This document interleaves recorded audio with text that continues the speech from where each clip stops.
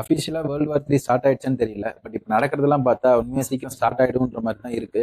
என்னன்னா இன்னைக்கு காலையில ஈரான் மேல வந்து அமெரிக்காவும் இஸ்ரேலும் சேர்ந்து தாக்குதல் பண்ணியிருக்காங்க. பதிலுக்கு இப்ப ஈரான் வந்து இஸ்ரேல் மேல தாக்குதல் நடத்திட்டு இந்த மிடில் ஈஸ்ட் கண்ட்ரீஸ்ல இருக்கிற United Arab Emirates, Bahrain, Qatar இங்க இருக்கிற யூஎஸோட மிலிட்ரி ஏர்பேஸை வந்து இப்ப அட்டாக் பண்ணியிருக்காங்க. பதிலுக்கு இப்ப பாத்தீங்கன்னா பஹ்ரைன்ல இருக்கிறவங்க என்ன சொல்லியிருக்காங்கன்னா நாங்க பதிலுக்கு ஈரான் அடிப்போம் அப்படின்னு இருக்காங்க. ஸோ மாத்தி மாத்தி இப்ப சண்டை போடுறோம் அப்படின்ற ஒரு மைண்ட் செட்ல தான் இருக்காங்க எல்லாரும்.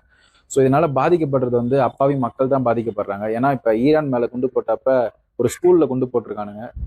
அதுல நிறைய ஸ்கூல் பசங்க கூட இறந்து போயிட்டதா வந்து நியூஸ்ல ரிப்போர்ட் பண்ணியிருக்காங்க. இவனுக்கு 2 பேர் சண்டை போட்டிருக்கிறதுக்கு பாவம் இந்த மாதிரி அப்பாவி மக்கள் தான் இதுல வந்து கஷ்டப்பட்டுட்டு இருக்காங்க.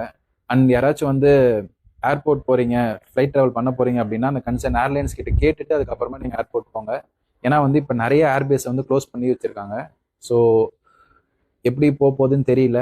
அண்ட் என் ஃப்ரெண்ட்ஸ் நிறைய பேர் அங்கே இருக்காங்க. ஸோ இப்போ தான் நான் ஃபோனில் பேசினேன். அண்ட் நீங்களும் உங்களோட ஃப்ரெண்ட்ஸ் யாராச்சும் அங்கே இருந்தாங்க, ரிலேட்டிவ்ஸ் இருந்தாங்க அப்படின்னா அவங்கள அங்கே சேஃபான பிளேசஸில் இருக்க சொல்லுங்கள். இது எங்கே போய் முடிய போகுதுன்னு தெரில. பார்ப்போம்.